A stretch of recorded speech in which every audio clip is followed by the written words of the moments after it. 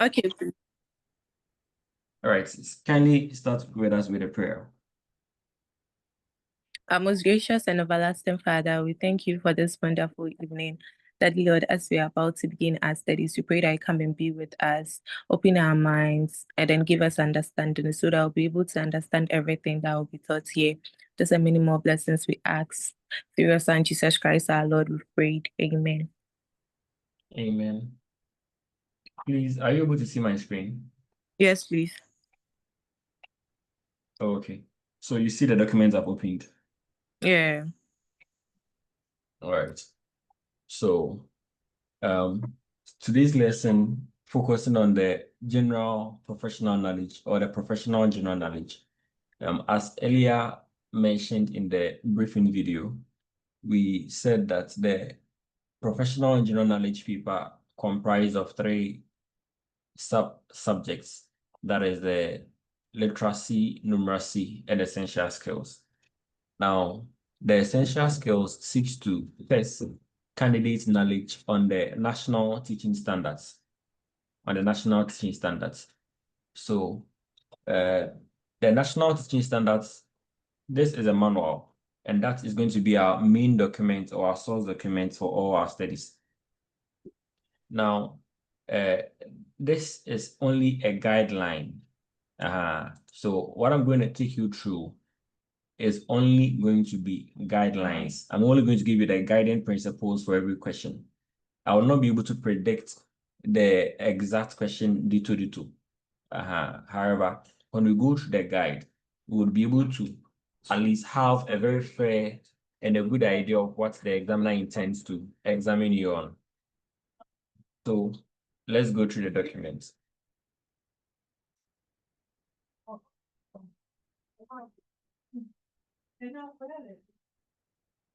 So generally, this is what the document contains. We're going to be looking at what are the standards for, who are the standards developed for.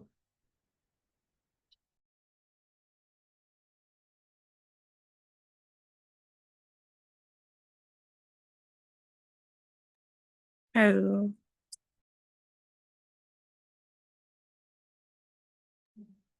Yeah, we are here, we can hear you.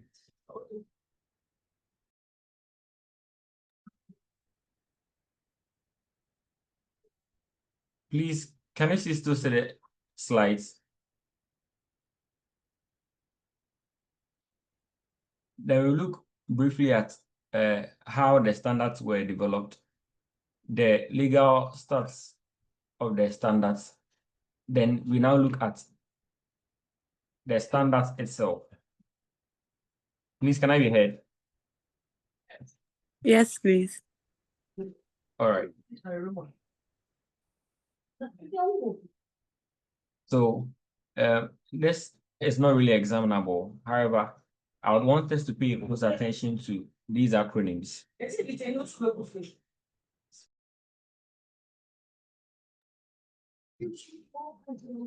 I would want us to pay attention to these acronyms.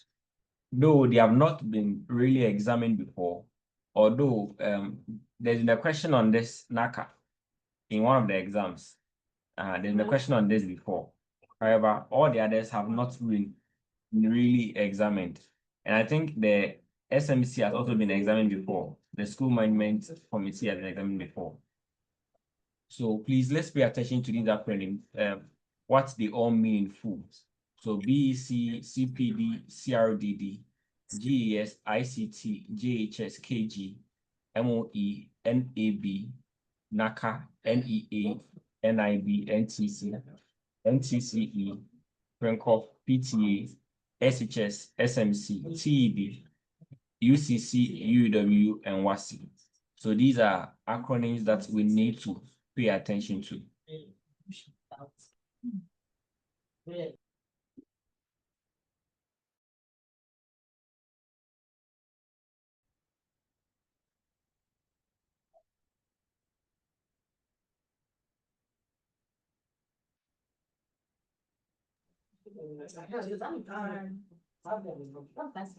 All right, so first, let's look at what are the standards for.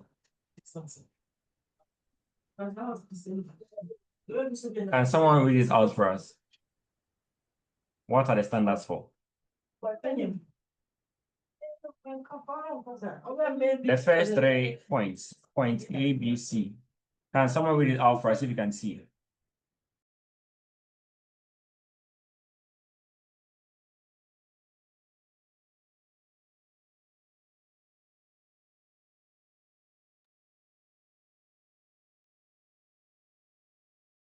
Hello. Yes, please, you may read for us.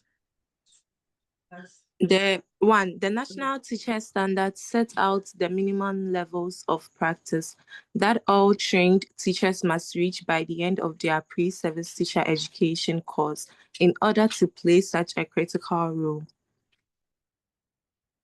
2.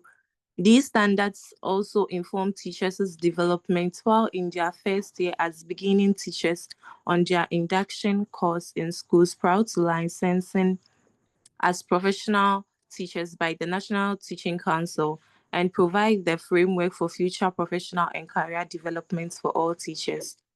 3. The standards should be seen as one common core set of standards that apply to all teachers at all levels.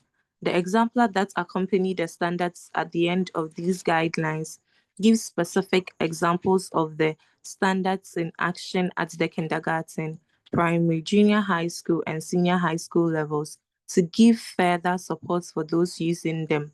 The indicators provide evidence of attainment of the standards.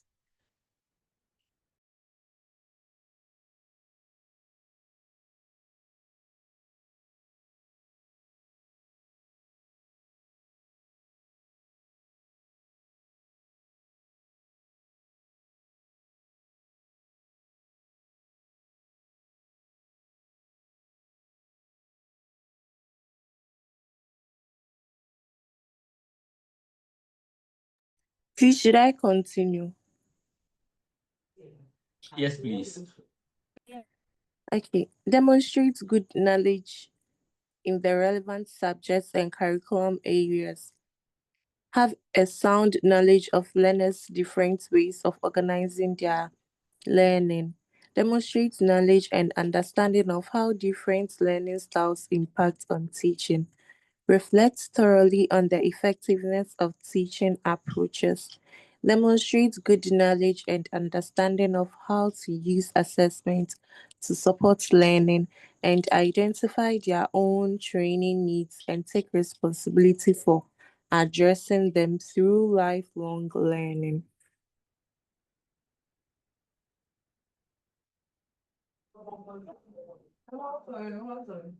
All right, so first let's look at what are the standards for. So 1, now these standards that we are going to be examining about are purposely meant to set out the minimum levels of practice for all trained teachers in the country. So these standards that we are going to be examining about is 1, setting the minimum level of practice that every trained teacher, every professional teacher must have. So it says further that at the end of their pre-service teacher education, then they should have acquired these skills.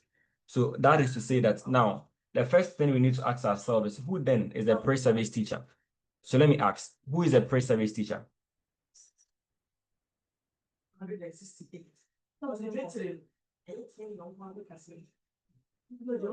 Bridget, who is a pre-service teacher?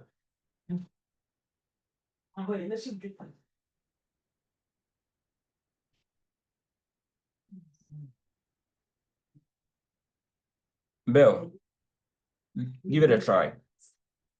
I think pre-service are teachers who are still in the training colleges or at the university, those who are not yet graduated. Great. So those who have not yet graduated, or in your case, you have graduated but you're still a pre-service teacher. You are still not in the teaching profession. So whoever is still not in the teaching profession is a pre-service teacher. So It applies to those who are currently in school, those who are doing their national service, those who are yet to be posted. They are all pre-service teachers. It is only when you get the staff ID on a payroll, then you become an in-service teacher. So there are two groups of teachers in here. You have the pre-service teachers and you have the in-service teachers. So the standard is set out to ensure that whoever is a pre-service teacher must have met some minimum requirements. And this is what informed the need for the National Teaching Council to examine learners on their knowledge of the national teaching standards. Please, do we appreciate it?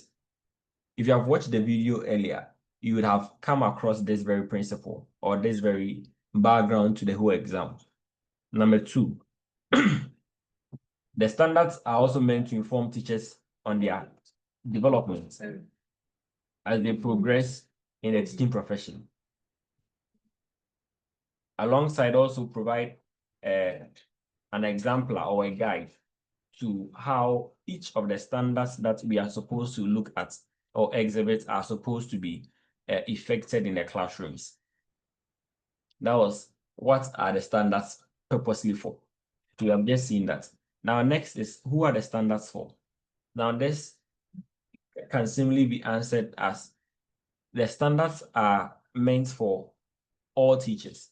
In this case, whether you're a pre-service teacher, you are an in-service teacher, you're a people teacher, whichever category of teacher you are, the standards are meant for all teachers. So irrespective of whether you are in the private sector or in the public sector, all these standards are supposed to be upheld by every teacher. That is to say, should the examiner want to test your knowledge and the examiner can give you a scenario, that would suppose that the national teaching standards are purposely meant for public school teachers. And he will then give alternatives or answers for you to choose between or choose from. That would want to mean that the standards are only for the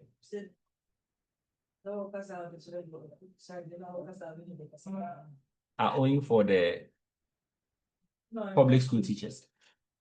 So by this, I mean to draw your attention to the fact that should the examiner want to swerve your attention from the key principle as to who are the standards for, you are to note that the standards applies to all teachers, irrespective of the form of teacher the person is, whether being a private or a public, or a pre-service or an in-service, or any category of teaching that you would be given in a given question. So please, let's pay attention to that.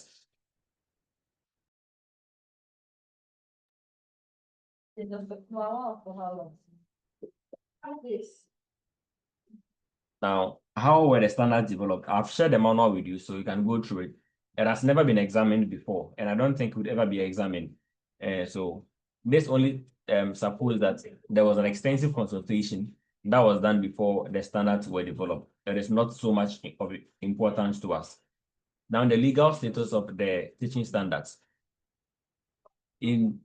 So the teaching standards was passed into law in 2008, Act 778. And please pay attention. The act has been amended, was amended in 2020. So please, let's take note of it. The Teaching Act was passed into Act 2008 by Act 778. So the National Teaching Council, the Act is Act 778 at 2008. However, in 2020, the Act was amended.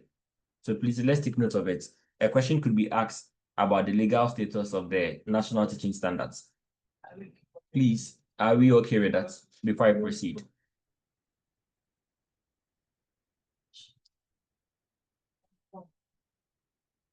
Can I proceed? Yes, please. Yes, please. Now, we come into the key aspects of the essential skills exam. Now, earlier, we mentioned that the essential skills exam is made of three key subdomains or 3 key domains. Now, these domains are simply the national teaching standards. And the national teaching standards is equally of 3 domains. These domains are 1, professional values and attitudes. We have professional knowledge and professional practice. So the 3 domains on which almost all the questions would be about: professional values and attitudes, professional knowledge, and professional practice. Now, these standards, though they are distinct, but they work hand in hand. So we'll be looking at each of the domains and the subdomains that are there in. So the first domain, professional values and attitudes. Professional values and attitudes. Another first domain, we have 2 subdomains. That is professional development and then community of practice. And the second domain, that is professional knowledge. We have knowledge of the educational framework and curriculum, and you have the knowledge of learners. And the third domain, that is professional practice, we have managing the learning environment, teaching and learning, and assessment. So in all, there are about 8 subdomains we are supposed to master. And we need to master this very well and pay attention to the clues that are given per the national teaching standards. When we master these clues, we'll be able to answer every question, every scenario that the examiner would want to test you on.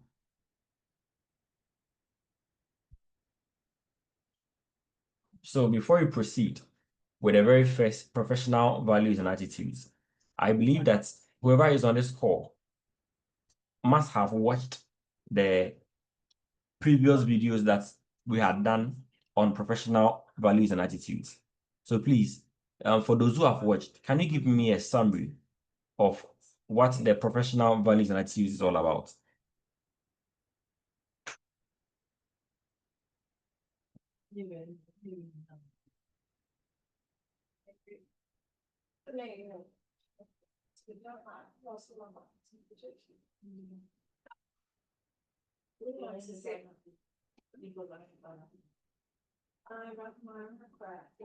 Is there someone who can help us?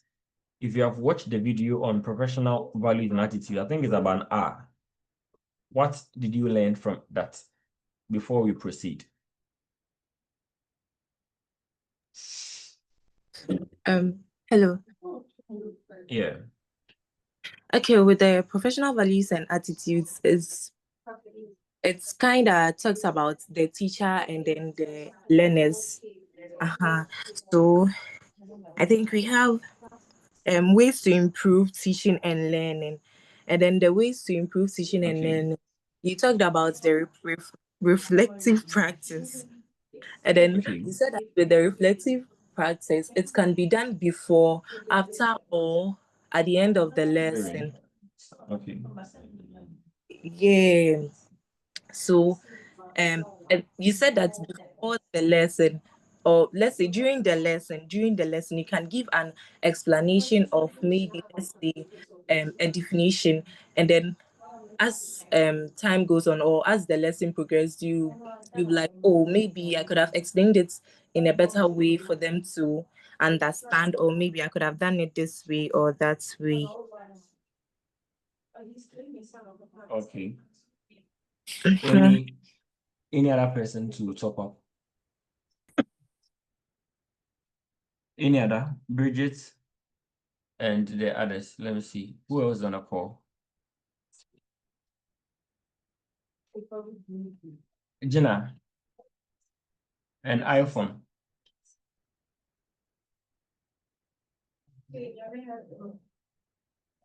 Yes, any other? Bridget.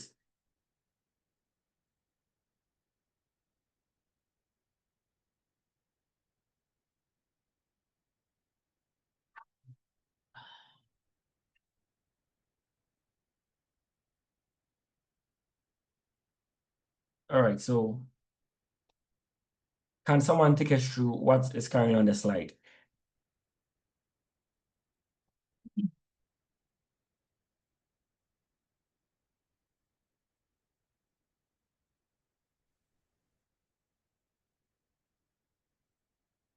Yes, who's taking us through that? The very first standard. We're looking at the outline of the standard before we zoom into the main issues within the standard. Can someone take the reading for us?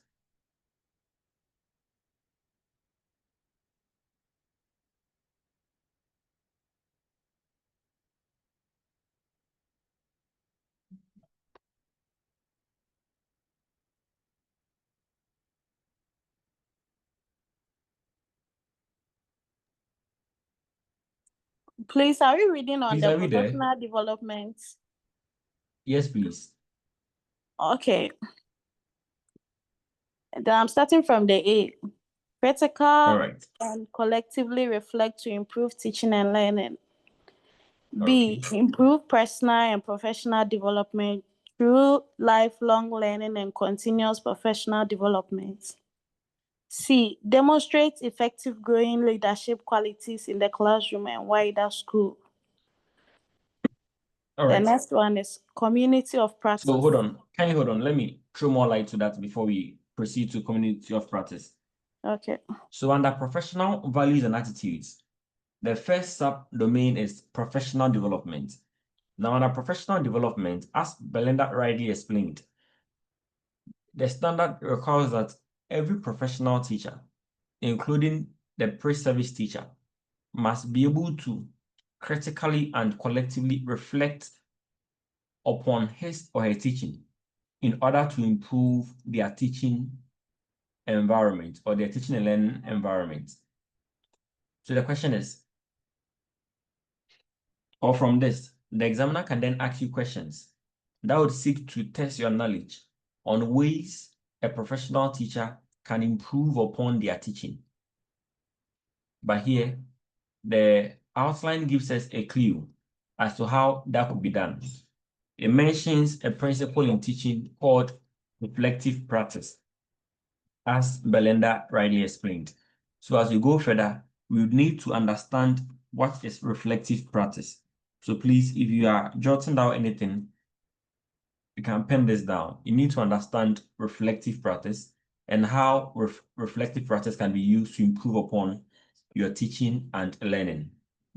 Number 2, it says the teacher must improve personal and professional development through lifelong learning. So the second principle that we need to master is the principle of lifelong learning. So please, by the end of this call, you should have a better appreciation of the concept of lifelong learning and how continuous learning as a professional teacher would be able to improve upon your personal and professional development.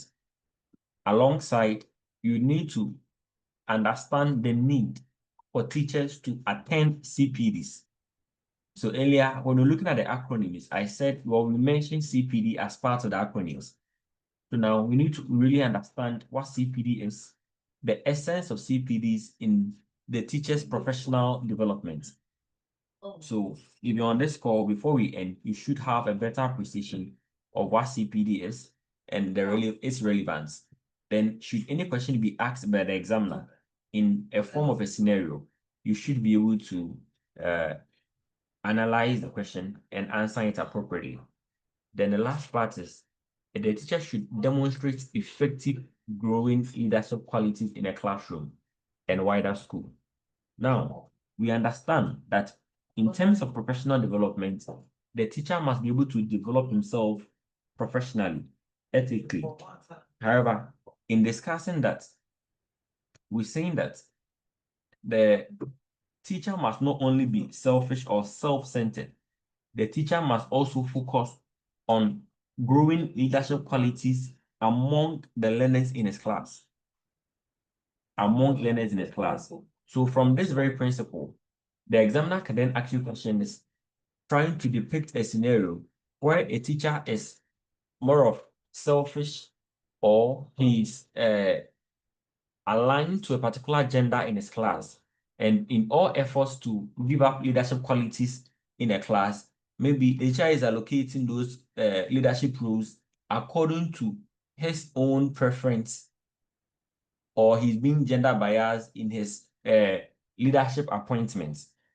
So please, let us also take note of this, that the teacher is supposed to grow leadership qualities among the learners in his class, and therefore the examiner has every right to give you scenarios that will suggest that the teacher is only appointing ladies to serve in various positions in a class.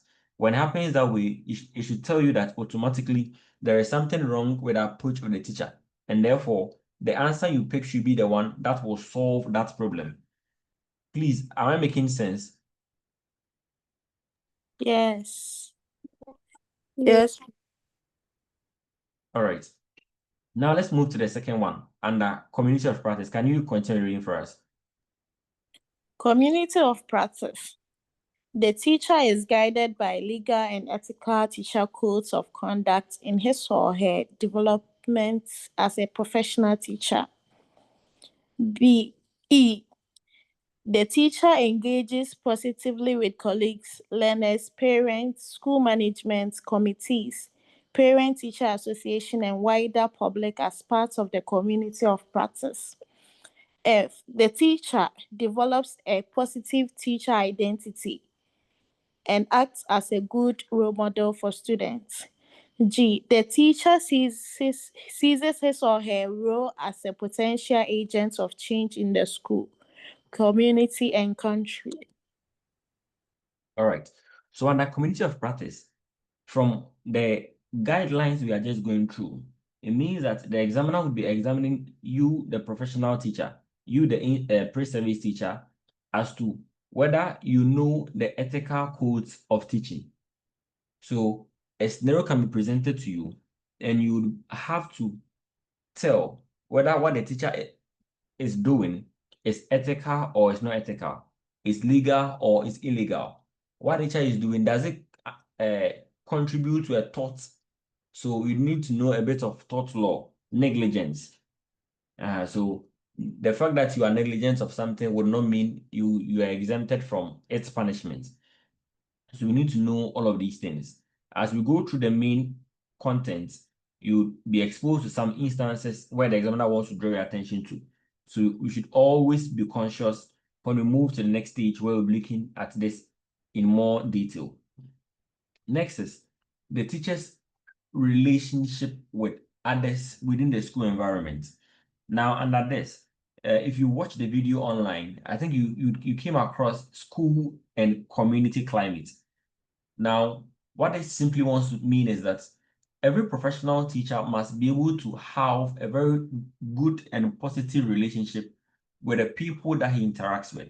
So, among your learners, you should have a very good rapport with your learners. It is believed that the more your learners like you, the more they are likely to understand what you teach them, and the more they're able to perform better. In the same manner, if your students do not like you, it means that when you teach them, they will not understand. And obviously, it will translate into their performance. So there is a need for you to engage positively with your learners.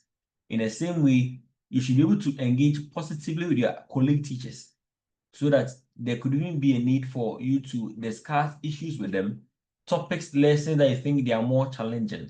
Sometimes you would be exposed to scenarios where the examiner would want to say that the teacher finds it very difficult to teach a particular subject. What is the best approach the teacher can adopt? A, he should contact a different teacher to help him teach that lesson. He should do this, do that, do that. It is up to you to be able to evaluate the scenario very well and tell the best option the teacher can adopt. By the end of today's lesson, I believe that you'll be able to have the keys to answering every scenario that will be presented to you. In the same way, the standard requires that every professional teacher must have good rapport with the parents of the learners in his class. So, unlike before, where it was not really the norm that teachers would have the contact of every parent whose word is in their class.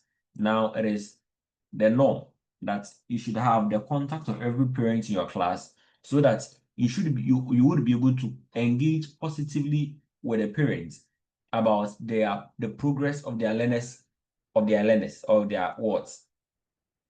And that can best identify problems wherever they are coming from, whether they are coming from the school environment or they are coming from the home environment.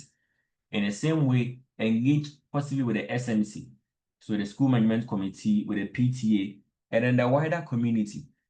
So as a professional teacher, you cannot say that yours is, you only posted to, let's say, Tafuemi, and therefore yours is only to go to the school and teach. You have no business to do with the community. As a professional teacher, you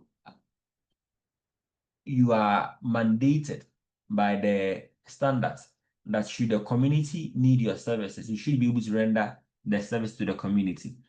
Only that should not be done within the instructional hours that you are supposed to be in a classroom teaching. Next is the teacher must be able to possess a positive teacher identity. That is to say that you can't say you're a professional teacher, you live within the community, you are not teaching, maybe you're on holidays and therefore you are drunk and you're walking around the community. You can't do that. If you do that, you are showing forth a negative teacher identity. You are not being a good role model for the learners to follow. A professional teacher must be able to demonstrate a good behavior that will make him serve as a role model for his learners. So any action that would play down the image of the teaching profession is an abomination for a professional teacher to do. In the same manner, not only are you to be a role model to the learners and to the community in general, you are supposed to be an agent of change in the school, in the community, in the country you find yourself. So over the years, there are often questions that seek to test candidates' knowledge on an instance, say with election.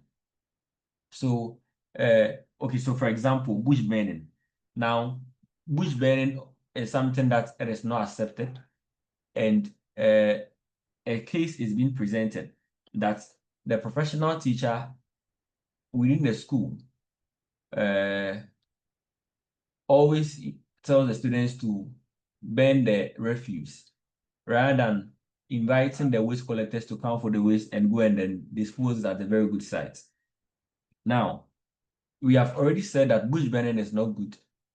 And if the school or the teacher is engaged in such an act, that means that he is not being an agent of change. And many a time, the questions that have been set on the agent of change principle has always been that the change must first begin from the teacher or must first begin from the school's environment. Then it moves further from the school to the learners, from the learners to their homes. And as the change goes to their homes, their parents also get changed. As the parents get changed, the entire community appreciates the change. And at large, the entire nation accepts the change, and that change becomes effective in the lives of the people. So this very standard is the first thing we are to look at. When you're able to finish it, we then look at the professional values and attitudes. Professional knowledge, then we come to professional practice. I'm afraid of the time we have. However, I would want us to go or zoom into the examples of the standards in action. So please, if you have the PDF, to which I've sent you already, pay attention to this part. Please pay attention to the middle part. The middle part, examples of the standard in action. This part, please, the secret I'm giving you is $1 billion secret. This part is where all examiners are tasked to keep their questions from. So please, I'm giving you the secret to all the questions that I will be giving you. When you know this, you should be able to answer every question because I'm giving you the keys to every question and every answer that you would need to have to pass the exam. So please, let's all pay attention to the examples of the standards in action. Are we good? Yes, Yes, please. sir. Yes, please. So now we are going to look at the examples of the standards. Our focus is on professional values and attitudes, to which we have come to know that we have two subdomains under it. That is, what are those two subdomains?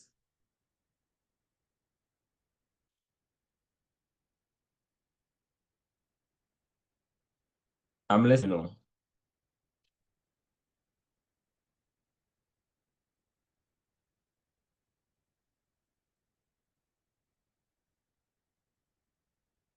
What are the two subdomains under professional values and attitudes?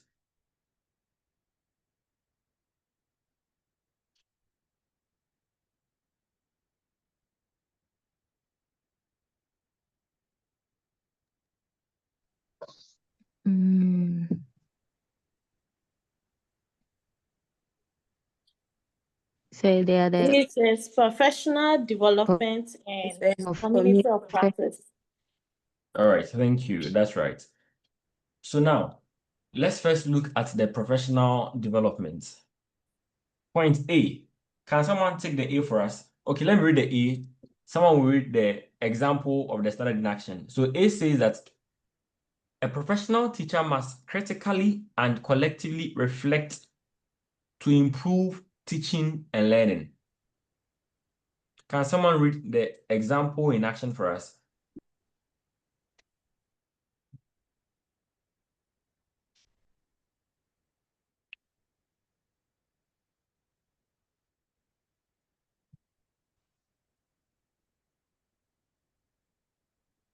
Hey, please, are we there?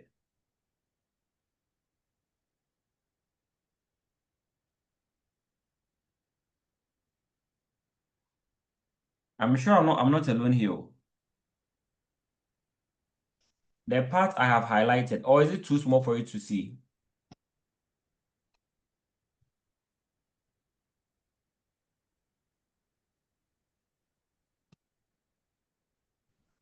Who is reading for Okay. us, please?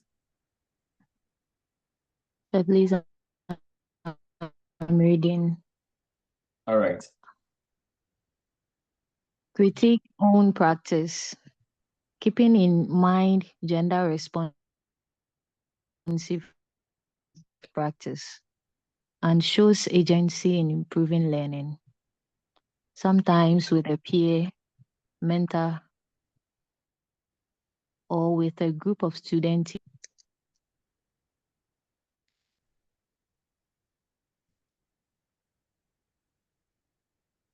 All right, thank you. So now, under a teacher must be able to critically and collectively reflect to improve upon teaching and learning. Now, it's saying that the professional teacher must be able to critique their own practice. At the end of which you should be able to criticize it yourself. You should be able to critique it. That was why earlier Belinda was saying that she watched from the earlier video, and in explaining reflective practice, we mentioned that you should be able to critique your own teaching during the lesson, before the lesson, or sometimes after the lesson. Now, this means that when the examiner is asking the question, when you go to the question, you see some of these things. That it is a normal thing, is a good practice for the teacher to critique his own teaching. In the same way, it says collectively. Sometimes it may not be done by the teacher himself. It could also be done by another peer. Let's pay attention. So if a peer critiques a teacher's teaching, that should tell you that it is not entirely bad. So a scenario can be given, and the examiner would want to test your knowledge about reflective practice, where a critique is coming from another colleague, and say Madam Georgina is a class 4 teacher, and while in the course of her teaching, Madam Belinda Boache, who is a class 3 teacher, passes a comment or criticizes Madam Georgina's teaching practice whatsoever. Then the examiner will go further to say that, let's say, it led to, let me say, a quarrel, and Madam Georgina is really annoyed at Madam Belinda for her to create a class 3 teacher to criticize her, a class 4 teacher, who believes that she is far more advanced in knowledge than her. Please, are you following the scenario very well? Yes, sir. Now the examiner will then ask you, which action, or you are the headmaster and the case has been brought to you. what advice would you present or would you give to the two teachers? And the examiner would be able to give you 4 options to choose from. Now, in this very scenario, you realize that it becomes very challenging. You are not just to use your common sense to answer this question. You should be able to use your understanding of the example of the standard in action. That a critique can come from what? A peer. It can come from a mentor. It can come from even group of student teachers. So we understand the student teachers are simply the pre-service teachers who are either on the post-internship or on an internship or what's it called, off-campus or the other names for it. So whatever name that is given it, you should be able to know that it is a very normal practice within the teaching profession. In the same way, while you are criticizing your own practice, you should keep in mind gender responsiveness. You are not only siding with a particular gender. Very important. The standard is very much careful with matters relating to gender bias. So please, let's take note. Now, the second thing is that the professional teacher must be able to improve their personal and professional development through lifelong learning and CPD. So, what is example in action? That the professional teacher must be able to know the gaps in knowledge. So that is to say that as a professional teacher, you must be able to know the gaps in knowledge. That means that, let's say, between basic 3 and basic 4, what is the gap in knowledge that learners who are graduating from basic 3 to basic 4, what gap of knowledge do they have by virtue of the syllabus that we are using? So before you just accept to teach class 4, you must have known the gap in knowledge base that they have. In the same way, among learners in the same classroom, you should be able to know the gap in the various knowledge that they possess. Definitely in a classroom, there will be students who are far advanced in knowledge than the others. What gap exists between the more knowledgeable ones and the less knowledgeable ones? As a professional teacher, you must be able to go beyond the textbook. You should not always be teaching from a textbook. So when an examiner presents to you a scenario, that presupposes that, let's say, Madam, who else? Whose name should I use? Madam Bridget. So let's say Madam Bridget is always dependent on a particular textbook in carrying out her lesson delivery. That should tell you that then what Madam Bridget is doing is not the best practice. She should go beyond the textbook. A professional teacher must be able to carry out self-directed study. Self-directed study. Also on one part, you must be able to force to study. Set yourself down to study. Direct your own studies. Learn more than what is in the syllabus. Learn beyond what is in the curriculum. Learn beyond what is in the textbook. Learn beyond all the resources that you have. And you can do that by accessing the library, by using the internet, by sometimes contacting experienced colleagues. So it is never wrong for you to contact a more experienced colleague. So let's say the examiner presents you a question that is saying that Madam Belinda Boachi is a class 5 people teacher or class 5 teacher, and for almost every topic in mathematics, she seems to consult the class 6 teacher or the class 6 math teacher before she teaches the lesson. The headmaster believes that Madam Belinda Boache is not a professional or is not qualified to be a teacher in her school and therefore demands her to be transferred. What is the best action, or what is wrong with the headmaster's action that he wants to take? Then you'll be given the options A, B, C, D. Now, having said this, you should know that it is never wrong. It is never wrong for Madam Belinda Boache to always consult the class 6 math teacher before she teaches the lesson, because the standard says that it is better for every professional teacher to improve upon what they know by what? Continuously learning. And in continuously learning, the options are go beyond the textbook, learn by yourself, using the internet, contacting experienced colleagues, or sometimes from what you have learned in a CPD, come and practice that in your classroom. Colleagues, please, do we get an appreciation of what the standard in action simply wants to mean?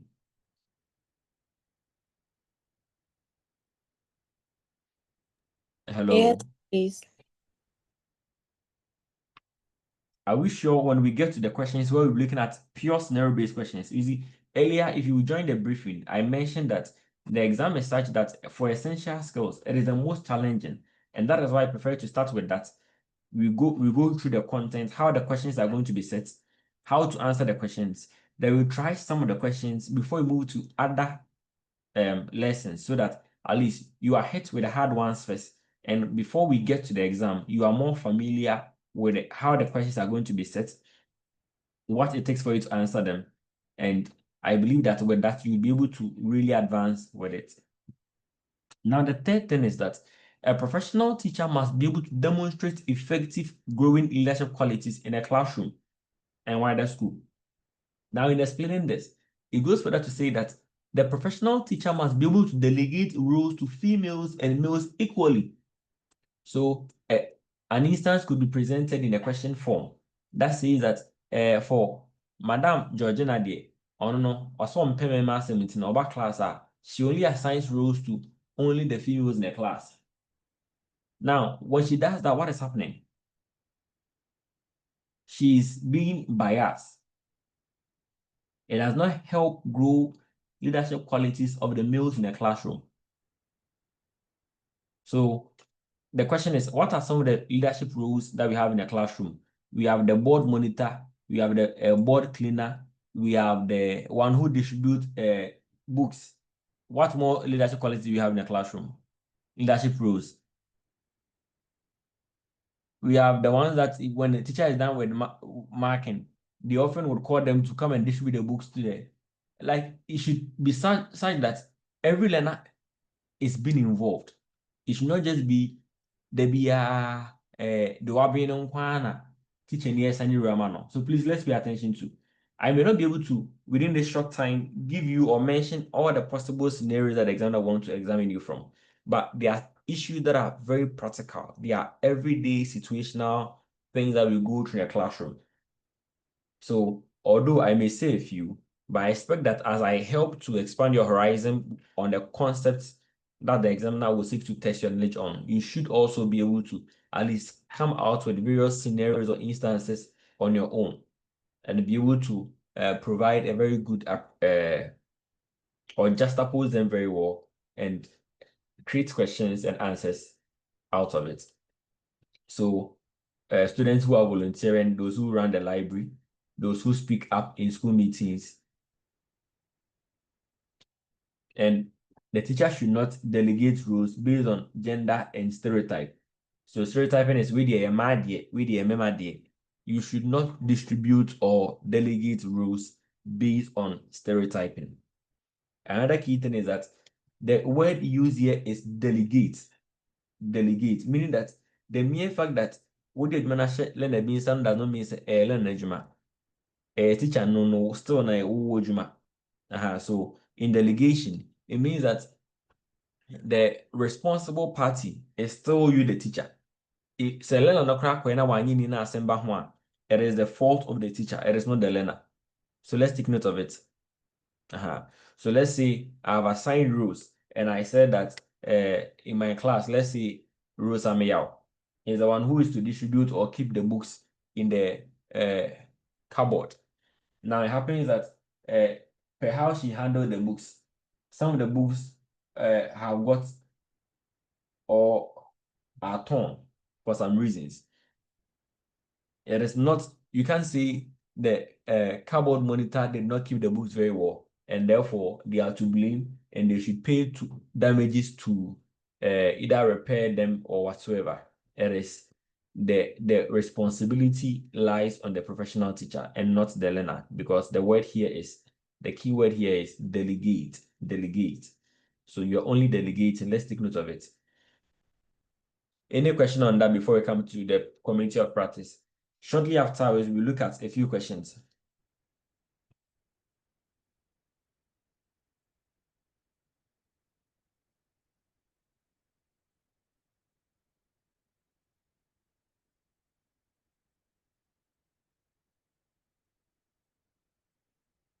Hello. Please, are you okay on that? Yeah, okay. Yes,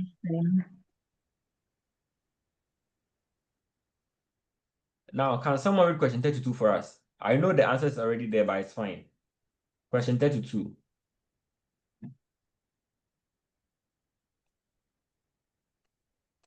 Question 32.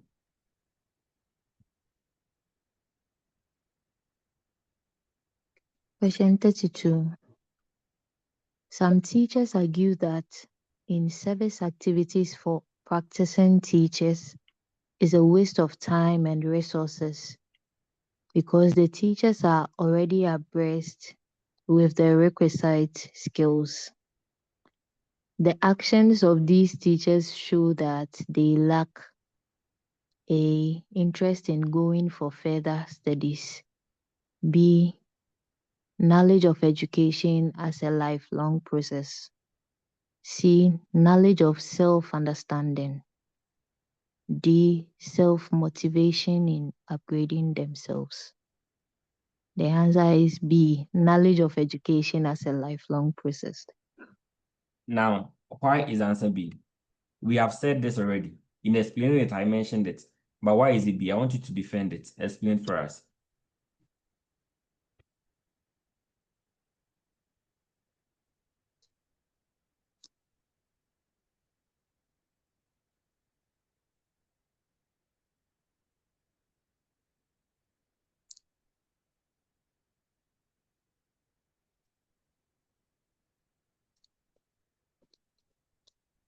Yes. Apart from Belinda Bashi, if there is anyone who can assist us, Belinda, there are two Belindas also. Please,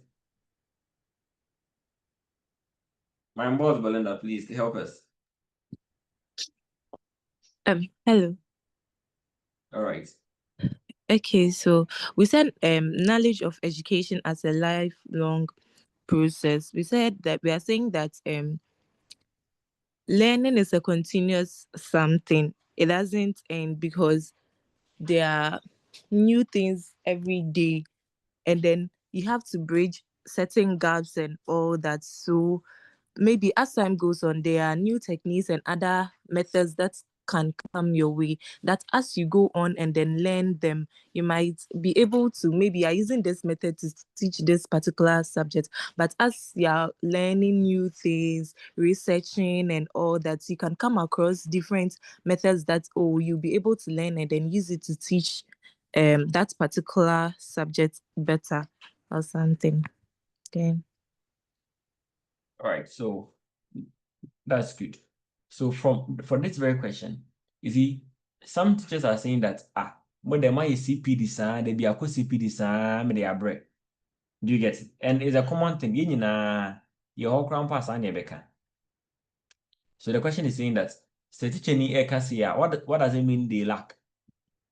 Is it that they lack knowledge in, or they have no interest in going for further studies, or they lack knowledge in the fact that education is a lifelong process, or they lack knowledge of self-understanding, or they are not self-motivated in upgrading themselves. So to some extent, Quebec said they are not motivated in upgrading themselves. That is fine. They have no interest in going for that is fine. But per the principle of teaching we have said one key principle is that lifelong learning. So in this case, the key principle in here, the lack of knowledge in education as what? A lifelong learning. Because when you say additional the ensuing way that they are, we can say yanko CP they ourselves, even the yako CP design a break. Please, is that okay? Number 33.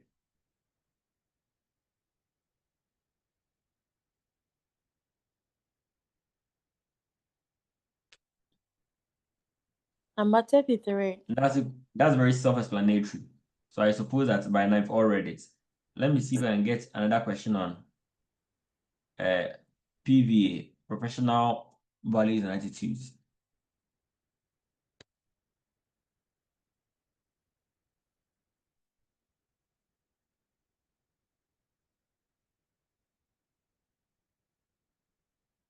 This is fine, but we'll discuss more on that professional knowledge.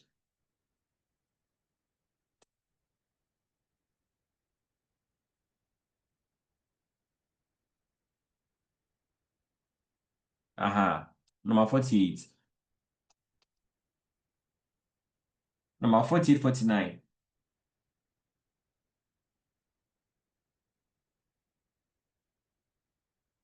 Number 48 and number 49.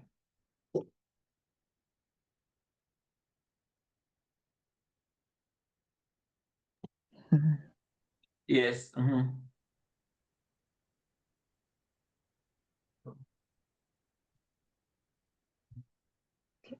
48. All the following are the reasons for ensuring good school community relationship, except that A. It brings the school and community together in meeting the needs of the children. B. It keeps parents informed about all the activities of the school. C.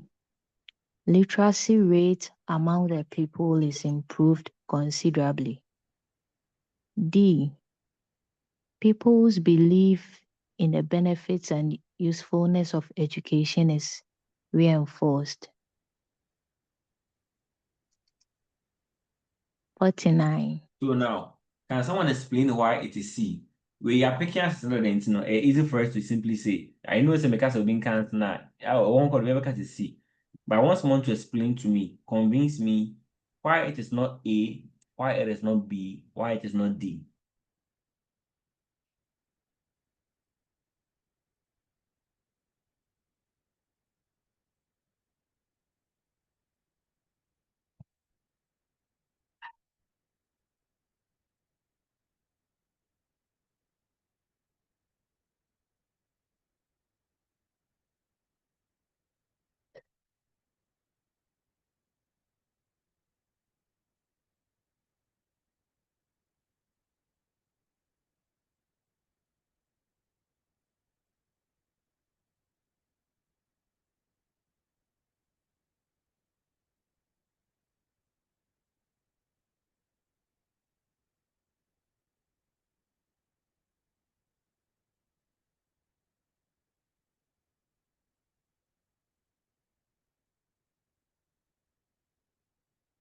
Please, let's talk.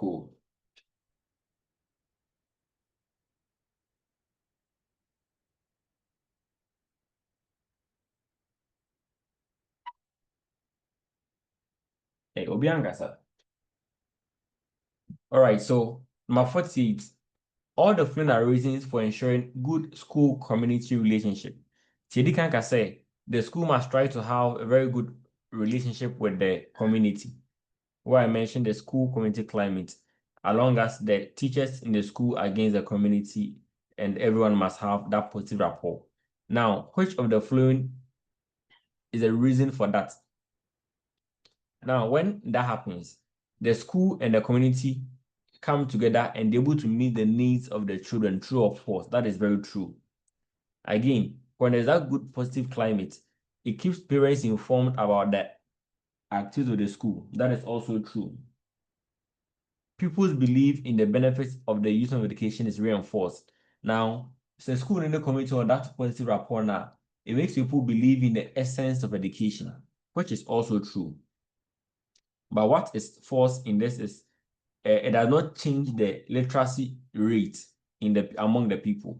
The mere fact that the school is engaged in the community does not mean that the people will all become educated. They will all become elites.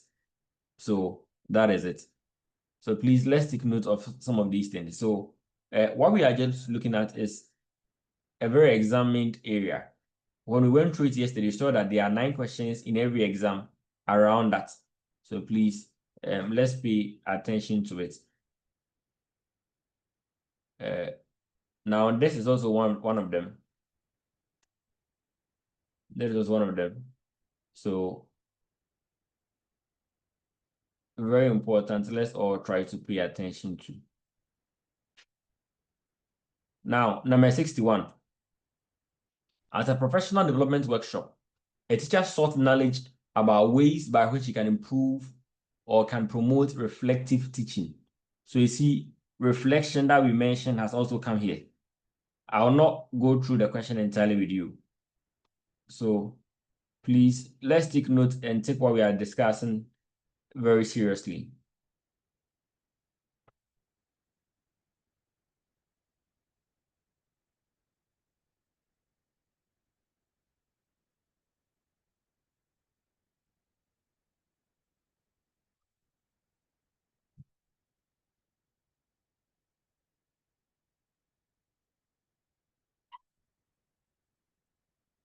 All right. Now, the community of practice. First one, the professional teacher is guided by legal and ethical teacher codes of conduct in their development as a professional teacher. So what issues do we need to pay attention to? Number one, teacher must show high levels of attendance and punctuality. So one, professional teacher, there should not be any excuse for you not to show attendance in school, for you also not to be punctual. Now, the concept of attendance in education is called regularity. So you must be regular in school. Regular simply means you are present every day. Then punctuality has got to be the time you get to the school. So let's say school starts 7 a.m. You are there 6:50 or 7 a.m. You are being punctual. So you can be punctual but not regular. Please, do we get it? A teacher can be punctual but not regular. A teacher can as well be regular but not punctual. Please, I believe we get the two. Yes, please. All right.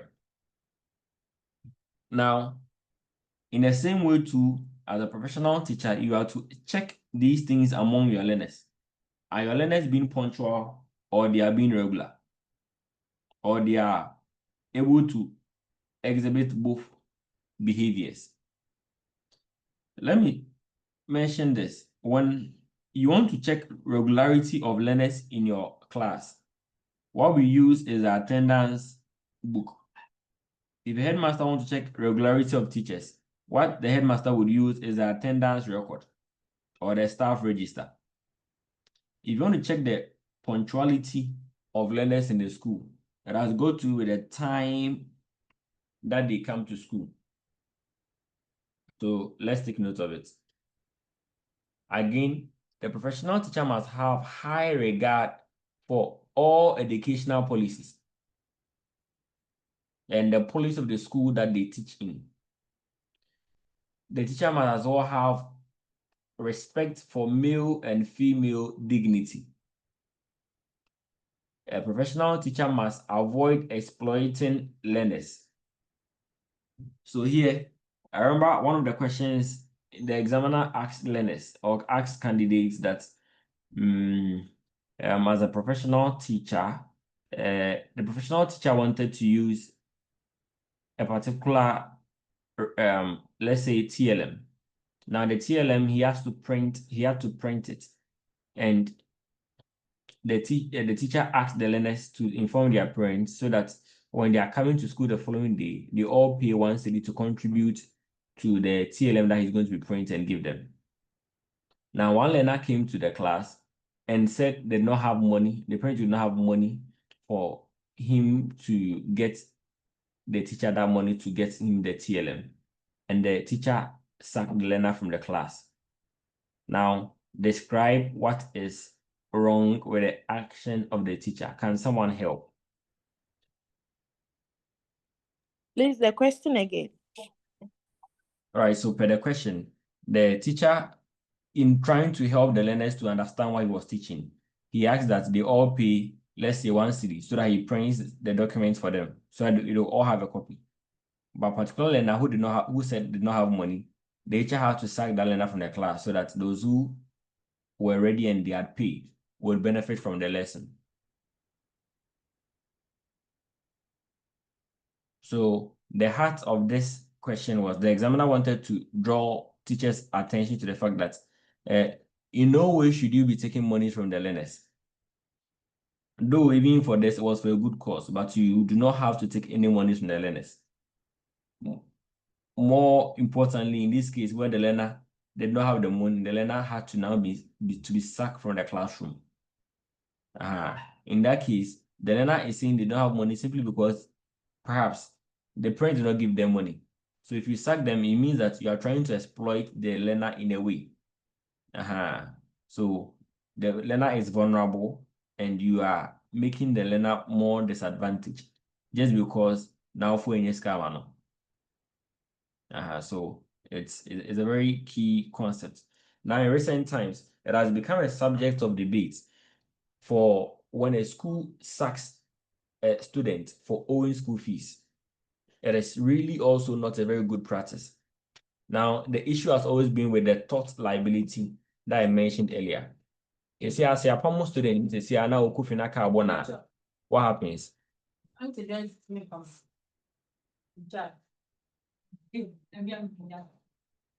But the mechanic a school sacks a learner to go home. Now, who is responsible? Is it the parents or the school? The school. So, what the standard wants to imply is that there could be other scenarios. I'm just limited in thoughts, and that's why I'm giving this. The learner who is vulnerable must in no way be made to suffer for their vulnerability. It is not by their doing they are vulnerable. That is why the standard requires that you should have a very positive rapport with the parents. So if there are issues that have to be dealt with between the school and the parents, it should be handled there. The learner should not face those consequences because it is believed that when the learner feels worried, it could equally affect their contribution in class, their learning in class. It can cause a lot of harm to the learners. And thus, we as professional teachers are supposed to be exempt from exhibiting such behaviors, knowing the effect that it would have on the learner. And then issues about sexual harassment. When you go to the questions, you would see that a particular teacher often calls some of the learners in his class sweetheart, dear, while there are others that he does not add any pet names to. And the examiner wanted to use the question to ring the bell that it is a wrong practice, which could lead to sexual harassment. So please, let's also be conscious of instances that could warrant sexual harassment and be much more cautious and be alert when the examiner is testing our pulse or our knowledge with respect to matters that are closely related to sexual harassment. You'd be able to know and make the right choice of answers in matters relating to that. Now, positive rapport with the school, the parents, and the wider community. We just saw a question like that. But here, I want to draw your attention to something very important. It says that the professional teacher must know the local area where they are practicing. You must know about the community where you are practicing. So you just don't go to a community and say you are posted here. Yours is only to go and teach into school. You don't involve yourself in anything in the community. You must know your learner's background. Here, when we come to professional knowledge, we will discuss into it in detail, so that's fine. Then, where is very important to me is that professional teacher must be seen to engage in the school and local events, festivals, and faith activities. So, as a professional teacher, you talk to a class, you must be involved in the activities. The reason is that you are seen as a figurehead, a role model to the learners. So, teacher Nikram the learners would all come, parents would come, because you are not seen as a nobody. You are indeed a person of high repute, which the community holds in high esteem. And therefore, when you involve yourself in these issues or these matters, it helps increase the attention, the significance that is given to such events. then learners would also be willing to come because their tutor is equally attending. Then, as a professional teacher, you must be able to encourage parents to support their children in their education. So as you engage positively with the parents, you need to draw their attention to why they need to support their learners' education. Now, in supporting their learners' education, it could be in the form of they buying books for them, they making sure that they do their homeworks, they ensuring that learners are always dressed neatly to come to school. Entirely, they should be concerned about their learners' education. So please, let's take note of that. In the good identity, we have mentioned some instances, not drinking, having respect for learners, being a role model to them. Then in being an agent of change, one is saying that promote inclusion. So inclusivity and GTLE issues under pedagogy. I mentioned that is a new topic that we'll be discussing. When we get there, we will discuss inclusivity in detail. In the same way, under professional knowledge, we will discuss inclusivity in much detail. You should be able to be tolerant to all learners. That should tell you that in your class, but you must be tolerant to them. You must be tolerant to them. And then you must also try to prevent intolerance. In the same way as you are being tolerant, you should ensure that your learners do not become intolerant. So help them manage their anger issues so that they can best relate with their colleagues in the class and they will not be engaged in fights every day. Promote gender equity issues. Also part of the GTLE issues we'll be looking at under pedagogy. Support parents to help their learners in their homework. I've mentioned it. Follow up with learners who are absent from school. So please, it is your duty to follow up when a learner is absent from school. Let's take note of it. The examiner can bring a question around this very issue, around this very principle. Improve access to water and clean latrines. You can't say that you are in the school and therefore yours is only to go and teach. I remember one of the past questions, a teacher was trying to say that the headmaster does not like him, does not like her. And that is why upon arrival in the school, the headmistress or the headmaster has assigned her to be in charge of cleaning the latrines. So please, that assignment does not mean that headmaster and empower or although a teacher in charge of that, but it is a duty that you must accept as part of your teaching role. So please, let's take note of it. When an examiner brings a scenario around such an area, we should be able to be alert and do the needful. So that is it for the professional values and attitudes. Now, from what we have just said, I've said that all of these things could bring instances or could be instances where the examiner could set questions to test your knowledge and your understanding of. So please, if there are any questions, you may draw my attention to. We look at it before we would make progress. Thank you for your time. Please, any question?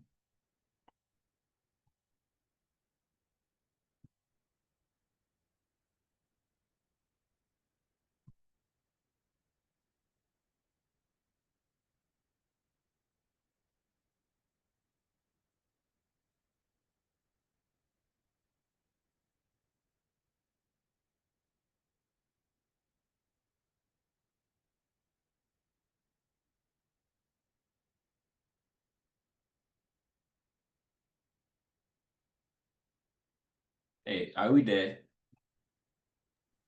Yeah, here, please, I'm good. Yes. Any Yeah. question? No. All right, so let's hear you. No question, Let's hear please. you, please. Okay, who is iPhone? Who is iPhone?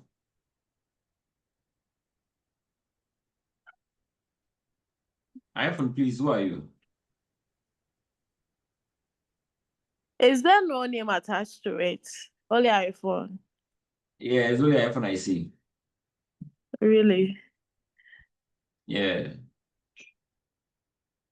Oh, then that's not me. And that's not you. Bridget, are you there? Can you, any question?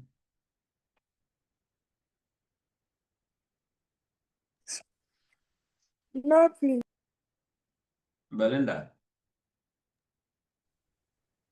Yes, No, sir. please. No, please. All right. So can we begin the professional knowledge? Or that's too much for you?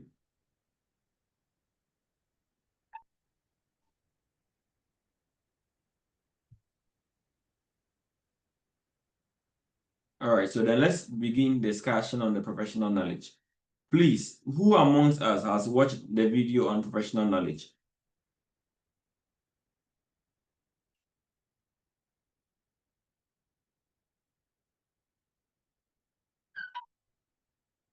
Yes, who has watched the video on professional knowledge?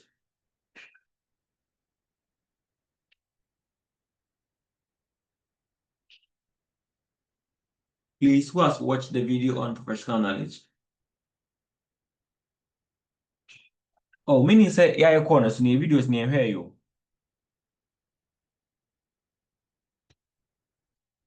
Jenna, on here.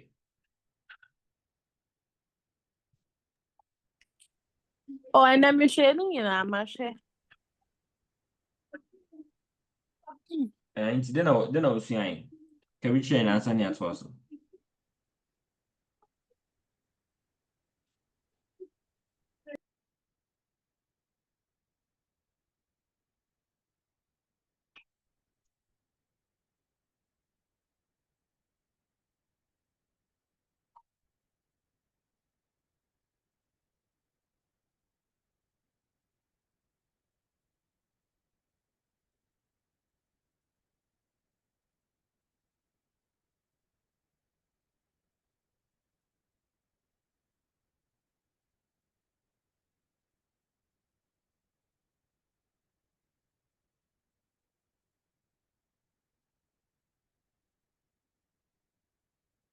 Belinda.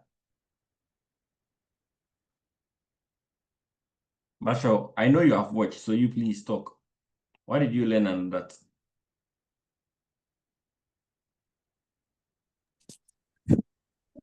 The professional knowledge is about the principles and then the guidelines concerning like the teacher profession. Okay, basically. All of them talk about that too, free. Go further.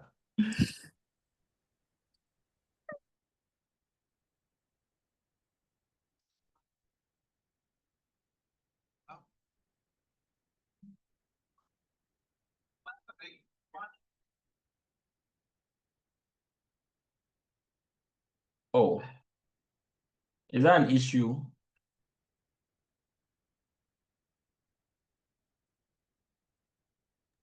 Okay, with the professional knowledge, I think from what I watch, it's about how the teacher find ways to help the learner understand what is being taught in the class in accordance with the curriculum.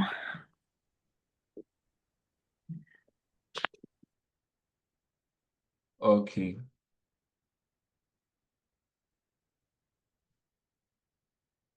All right. So now let's look at professional knowledge. Let me take us back to. So under professional knowledge, we have two subdomains. One is knowledge of the educational framework and knowledge of the curriculum. And the last one is the knowledge of your students. I would first want us to tackle knowledge of students so that we can finish within the next 20 minutes. Now, one, the teacher must understand how children develop and must understand how children learn in diverse contexts and apply this to his or her teaching. So one, we would be guided on as to how will we as professional teachers be able to understand how children develop. Then how do these children also learn in diverse contexts? After we know that, we then be able to apply this in our teaching. Next is we should also be able to take account of each and every learner's cultural background. We should know their linguistic background. We must know their socioeconomic background. We must also know their educational background so that in our teaching, we will be guided by that. Now, let's look at some of them in action and see how well we can use the principles in our teaching and learning. 1, teacher understands how children develop and learn in diverse contexts and apply this in their teaching. Now, how do you know or how do you apply certain knowledge in your teaching? To do this, you must have first included these in your lesson plan.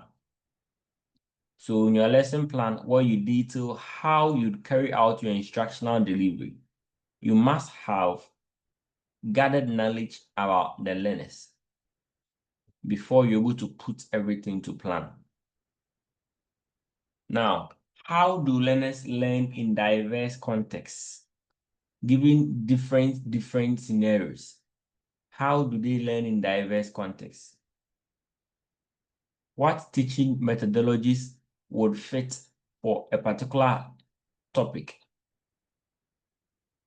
Let's say on the same topic, based on what you want them to understand, you may have to use a different methodology, a different approach for it to be easily understood by the learners. So the teaching style a teacher shall adopt cannot be one way. It cannot be there be who come for the child and there be the same thing, same approach. Now they be about just write notes on the board, you give assignment, that is all. No. It can't always be lecture. It can't always be this. It can't always be the same thing all the time. There should be diversity in the way you teach because the content you are teaching are always not the same.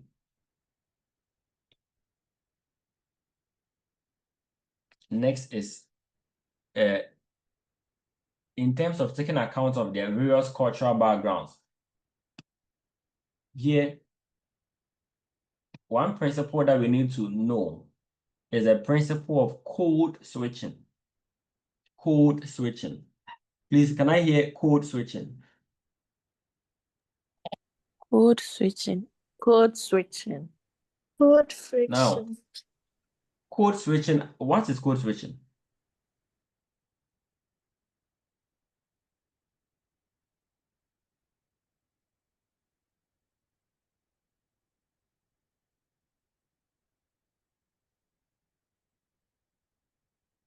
What is code switching?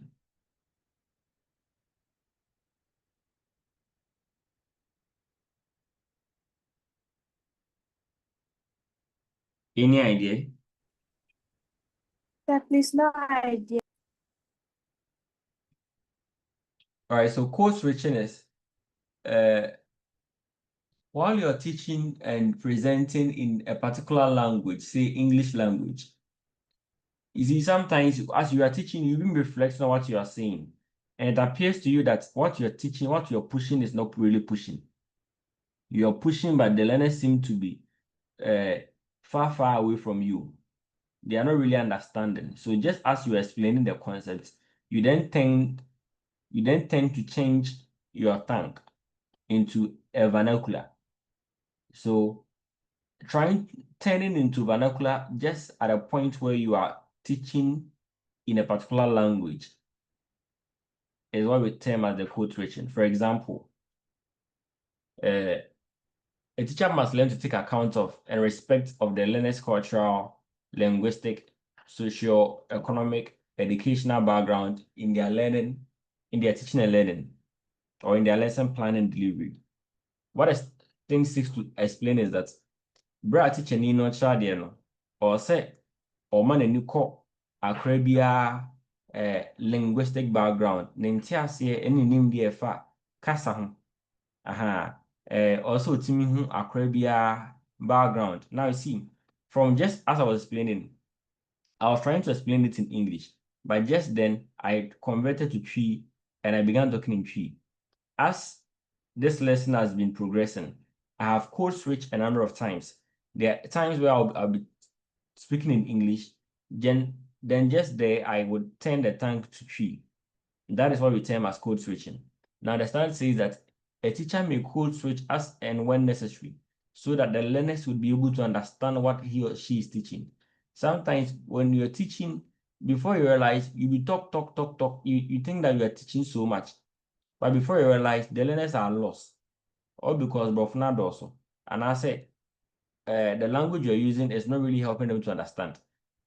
But the very moment you code switch, then they get to understand what you are really beating about. I believe that's clear.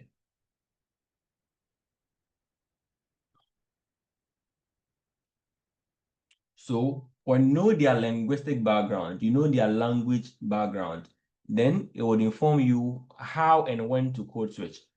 If you know the learner's educational background, you know where to start from. If you know their socioeconomic background, if you are giving examples in class,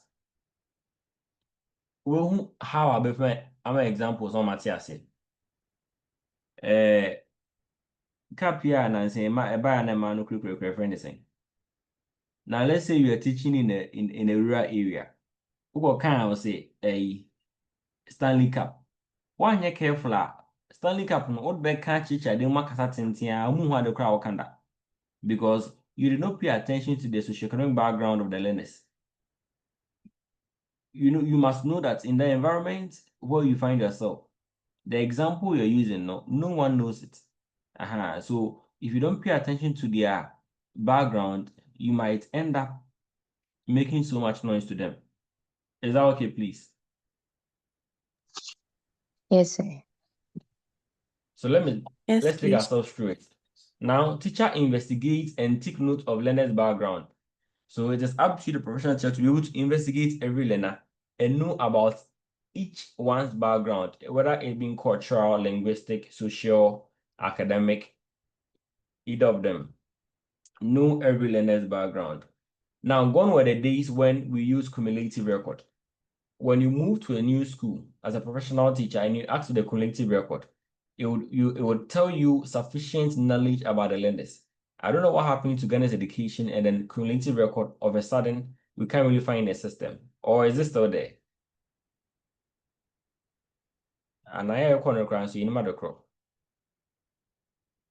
Do you know what cumulative record is?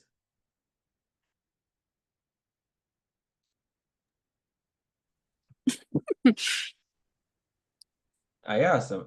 So gone were the days when you were in school, or even before you get a transfer from your school to another school, you must go with your cumulative record.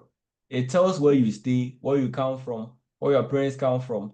It tells records of your eye, whether your eyesight is good, whether you have any impairment, whether you have any hearing impairment, any physical impairment, or anything. It also gives record of all your academic performances in all the schools you have attended. So if you have attended 5 schools before you go to JHS1, when you take that cumulative record, all the schools you attended will be there. All your exam marks, all your scores will be there. So when in those days when such records were available, once you admit a new student into your class, you can go to the record and you have a very comprehensive knowledge about the learner that you are to teach. Their performances right from the crèche to the current class that they are in. But these days, because we may not have that, you need to investigate by contacting their parents or whoever you can have that information from, or their previous teachers. Acknowledge where there may be gaps in the education. So as you find out their academic background, you may know that possibly there are some gaps in the education, and you may have to help them fill it. Now, extra domestic work. Now, sometimes, if you're not so careful, you might think that a particular learner will come to class and they are always sleeping. If care is not taken, you end up beating the learner for no reason, only for you to realize that perhaps when they go to the house, those learners do not get time to even study. They are always burdened with work. And it is only the time they come to school that they come to sleep. So when you find a learner in your class always sleeping, you don't just beat or punish that learner. Rather, you must try to investigate what is leading to that. Please, are we together? Yes, please. Professional teacher must be vulnerable to dropout. So when a learner is drop out in your class, you must feel vulnerable to them and know how best you can help them overcome those disadvantages. You must be able to investigate and know why some learners are irregular in attendance and now best watch now. You must be able to find out that. You must be able to seek to improve that condition. A professional teacher must be able to code switch as appropriate to ensure all can understand the lesson content. So this I had explained earlier. You must be able to code switch so that learners can easily understand. Not only that, you must be able to seat learners carefully to support one another. Now, I remember in one of the schools I taught formally, I went and I realized that the students were sitting one on a desk each. I mean, the place I'm talking about is a government school. So they were sitting one each, or distance from the other. Please, I know that is a way to ensure independence, and some Montessori schools and some international schools are doing that. It is not a good practice. It is not a good practice. In as much as it does not really encourage independence, there is a strong belief that learners are able to learn from themselves very well, and there is a need for collaboration in education. When learners sit in pairs, they are able to sometimes collaborate, or many a time able to collaborate, and the peers are able to do peer teaching and learning. But when they are sitting alone, it makes them more independent, and if they do not understand certain concepts and it continues for a long time, they become fed up. However, if they have someone seated by them who seems to understand, they're able to contact them, and then they help them gain the understanding that they need using issues that they can easily relate to at their level. So teacher must also learn to talk with respect about learners and draws sensitively on learners' background in their teaching. So this is the knowledge that the standard requires that every professional teacher must have on their learners. And once they do this, we will be able to answer most questions appropriately. Now, question 70 is an example of a question on knowledge of learners. In the same way, knowledge of learners, you see a question on question 69.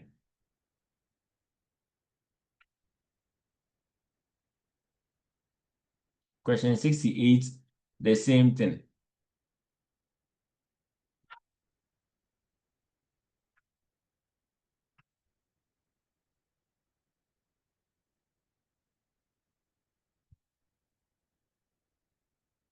Inclusion.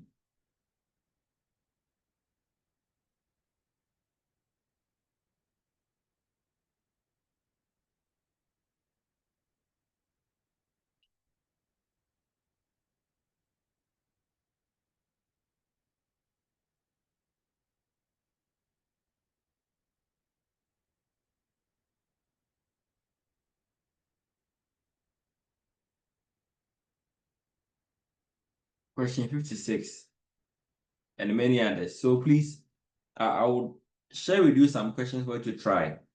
But before, is there any question on what we have discussed and gone through today before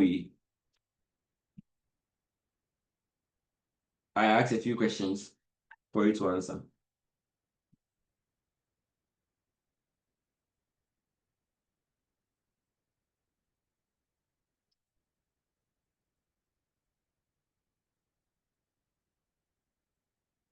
Please, any question?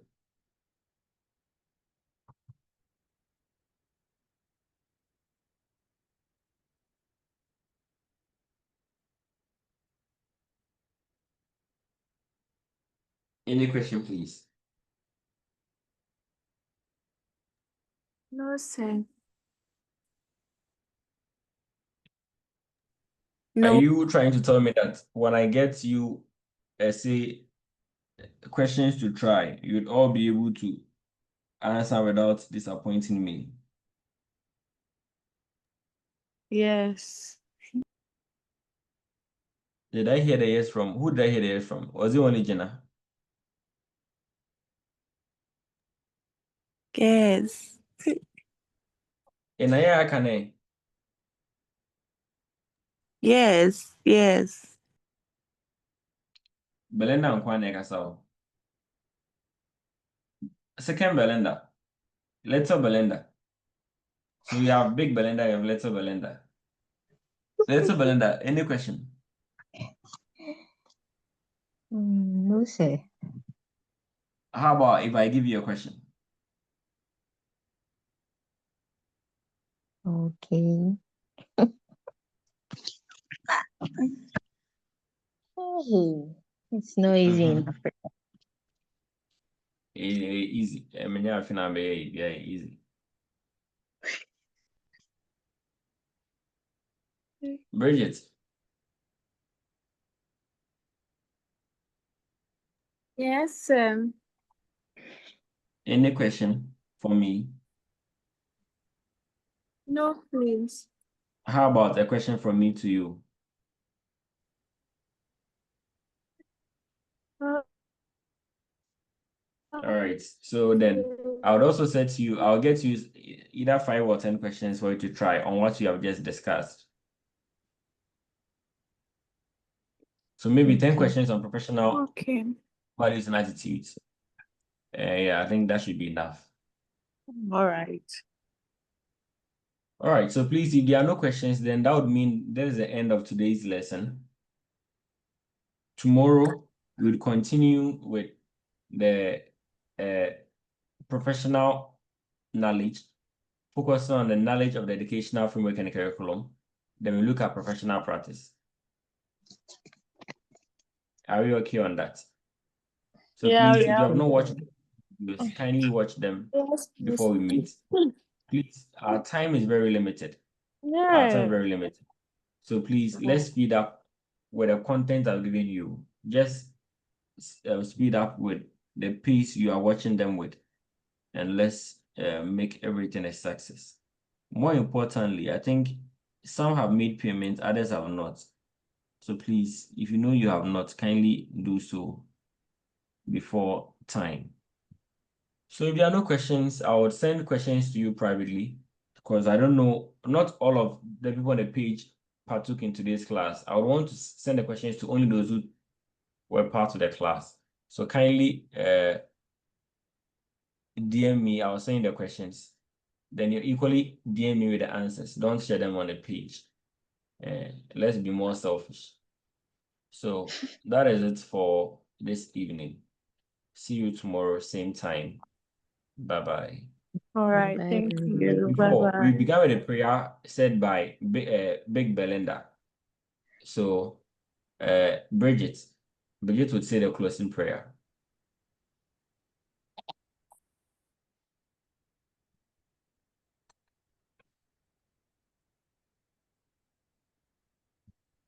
Yes, Bridget.